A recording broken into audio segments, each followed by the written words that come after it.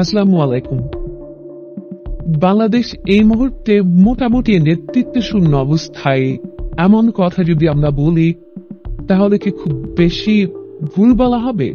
এবং এই সময়টার জন্যই কি অন্তর্বর্তী সরকার অপেক্ষায় ছিল, এমন প্রশ্ন যদি কেউ তোলেন খুব কি অযৌক্তিক হবে? বিএনপি চেয়ারপারসন বেগম খালেদা জিয়া 7 জানুয়ারি দেশের বাইরে গেলেন চিকিৎসা করানোর জন্য, এবং তার দেশের বাইরে না যাওয়ার ক্ষেত্রে তো অনেক ধরনের প্রশ্ন দীর্ঘদিন ধরে আছে। মধ্যে কথা, খালেদা জিয়া নেই, BNP senior vice chairman Tarique Rahman যিনি বিদেশে বসে দলের হাল ধরে সবকিছু করে যাচ্ছেন তিনিও নেই।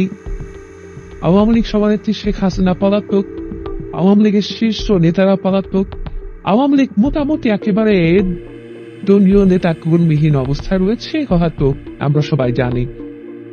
তাহলে আর অন্য যে ছোটখাটো দলগুলো রয়েছে তারা আর বাংলাদেশের রাজনীতির জন্য, বাংলাদেশের রাজনীতির বাক পরিবর্তনের জন্য কতটা ভূমিকা রাখতে পারে সেটা তো আমরা সবাই জানি।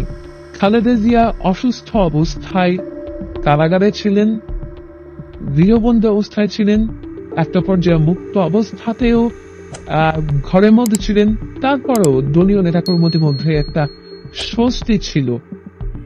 আবার তিনি যে দেশের বাইরে গেলেন চিকিৎসার জন্য, তাতেও এক ধরনের স্বস্তি হয়তো বিএনপি নেতাকর্মীদের মধ্যে বিরাজ করছে, কিন্তু তারপরেও নিঃসন্দেহে নানান ধরনের উদ্বেগ, উৎকণ্ঠা। কবে ফিরছেন খালেদা জিয়া, আদৌ ফিরতে পারবেন কিনা, এবং আদৌ ফিরতে পারবেন কিনা তার একটা নিশ্চয়তা হয়তো পেয়েছেন খালেদা জিয়া সেনাপ্রধানের কাছ থেকে। গত কয়েকদিন আগে তিনি যে তার সঙ্গে সাক্ষাৎ করতে গেলেন, এরকম একটি গুঞ্জন আমরা বা আমাদের বিশ্লেষণে আমরা বলার চেষ্টা করেছি যে তিনি হয়তো নিশ্চয়তা দিয়েছেন যে না, তার ফিরে আসার ক্ষেত্রে কোনো সমস্যা হবে না। কিন্তু কেন তাকে নিশ্চয়তা দিতে হলো সে বিষয়টিও তো আমরা জানি। -2 ফর্মুলা বাস্তবায়নের একটি প্রক্রিয়া চলছিল বা সাথে হয়তো এজেন্ডায় রয়েছে। বিএনপি নেতাকর্মীরা এখন যদি বলছেন, বিএনপির শীর্ষ নেতাদের পর্যায়ে আছে গিয়ে নেতাকর্মী ঠিক নয়, তারা বলছেন যে অতীত ইতিহাস এবং রাজনৈতিক বাস্তবতার কারণে খালেদা জিয়া ফিরবেন কিনা বা ফিরতে পারবেন কিনা এমন নানা আলোচনা ডালপালা বেড়েছে। তবে এসব আলোচনার কোনো ভিত্তি নেই। বিএনপি নেতারা যতই এ কথা বলুক না কেন, মানুষ ধরে নিচ্ছে যে এতে দলীয় নেতা কর্মীদের চাঙ্গা রাখার জন্য একটা বক্তব্য। বিএনপি নেতাদের মধ্যে এই ধরনের সন্দেহ, কনফিউশন নেই, অবশ্যই আছে।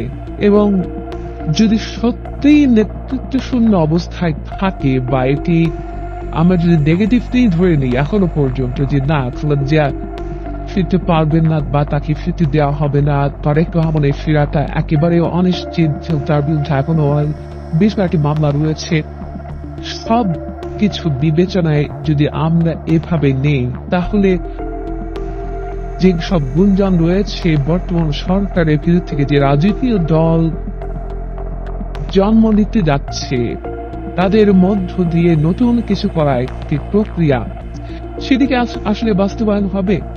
বঙ্গবন্ধু আত্মস্বীকৃত খনি মেজর ডালিম তিনি একটি ইউটিউব লাইভ ভিডিওতে এসেছেন, তাকে নিয়ে এখন অনেক গুঞ্জন। মানুষ ধারণা করছেন তাকে সামনে রেখে সম্ভবত রাজনৈতিক দল গঠিত হতে যাচ্ছে, বা যে রাজনৈতিক দলটি আত্মপ্রকাশ করতে যাচ্ছে কিংস পার্টি হিসেবে, তার নেতৃত্বে তিনি আসবেন। তাহলে কি যে ষড়যন্ত্রের কথা আমরা শুনছি, স্বাধীনতা বিরোধী শক্তি তা যে দীর্ঘ দিনের একটি প্ল্যানিং নিয়ে সামনে এগোচ্ছিল, তাদের সেই উদ্দেশ্য কি সফল হতে যাচ্ছে?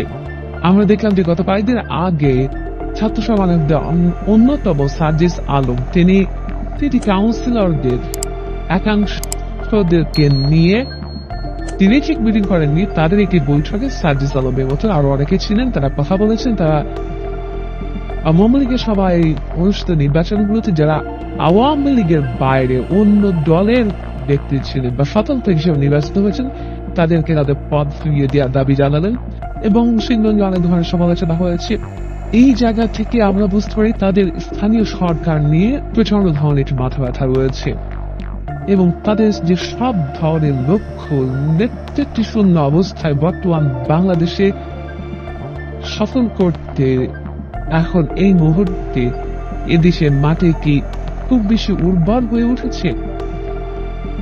অনেকে ভাবতে পারেন, তবে আমার ব্যক্তিগত ধারণা, আমি ব্যক্তিগতভাবে মনে করি যতই পরিবেশ পরিস্থিতি তাদের পক্ষে থাক না কেন, শেষমেশ নিঃসন্দেহে কোন ধরনের ষড়যন্ত্র সফল হতে পারবে না।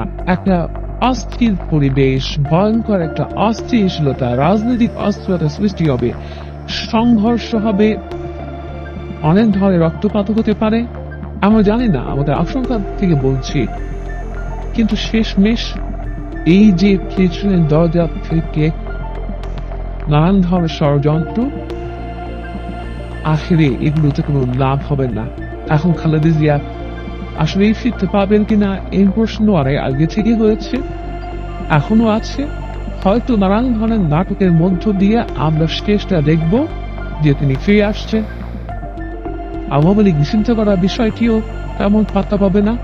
মানুষের স্বপ্ন ঠিক বাস্তবায়ন হবে আরো অনেক কিছু ত্যাগের বিনিময়ে, শুধু এটুকুই বলতে পারে। আল্লাহ হাফিজ।